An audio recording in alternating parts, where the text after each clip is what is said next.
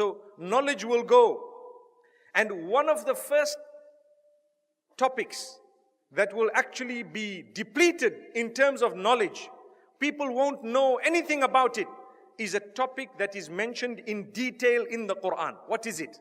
It is known as al-mawarith or al-mirath, inheritance. The laws of inheritance in Islam. People will ignore, people will not know.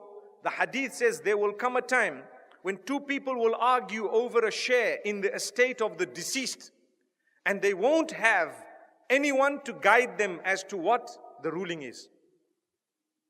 It's a hadith of the Prophet ﷺ. He speaks about it. So it's important for you and I to make sure that we learn. We learn. It is natural that every one of us wants to push the hour a little bit further away. That's natural. You know, I've only ever met one young man who told me, I wish Qiyamah was tomorrow, this whole problem would be sorted out. The rest of the world says, hey, you know what? Sign of Qiyamah, very bad. We need to stop this because we want Qiyamah to be further away. I still need to get married. I still need to have perhaps children. I still need to see my children getting married. And I still need to see them having children. And I said, you know what? Listen to me. You will be married, it won't be enough. You will have children, it won't be enough. Your children will be married, you will still want to see them have children. When your children's children are born, you will want to see them married. And when they are married, you will say, oh Allah, let me be a great-great-grandfather. Keep me alive. So it never ends. Allah subhanahu wa ta'ala didn't keep it in your hands or in mine. Allah subhanahu wa ta'ala says, we've decided. We've decided. But getting back to the point, knowledge is absolutely important. Spend time learning, understanding, put it into practice. And why I started off with this issue of inheritance is because of another misunderstanding. I spoke about non-Muslims not going to Makkatul Mukarramah, and I gave you a logical answer which nobody can argue with. No one can argue with that. It's a fact. We show statistics and we are proving to you. But when it comes to the laws of inheritance, there will be people who will claim that what a woman gets is very unfair. It's not fair. She's getting half of a man.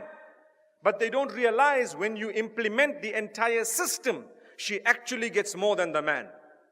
And I want to give you an example. I've done it in the past, but this is a topic that we need to know.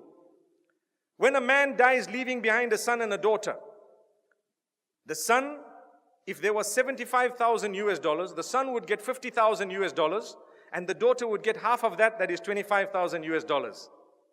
But according to the Islamic system, that son, if he is the closest male relative to that daughter of the same man who passed away, he needs to take care of her basic necessities: food, accommodation, clothing. So his 25, his 70, from the 75, his 50,000, he has to look after himself, perhaps his wife, perhaps his children, and on top of that, his sister, the same one who collected 25,000. It's wrong for him to say, you've got 25, use it, I don't want to know anything about you. So his 50,000 will be divided by 4 or 5. And what about her 25? It's hers on her own. MashaAllah. To go and eat out every weekend, subhanallah, and enjoy, and come back and say, hey, I need money because of my medical expense. Where is the honor?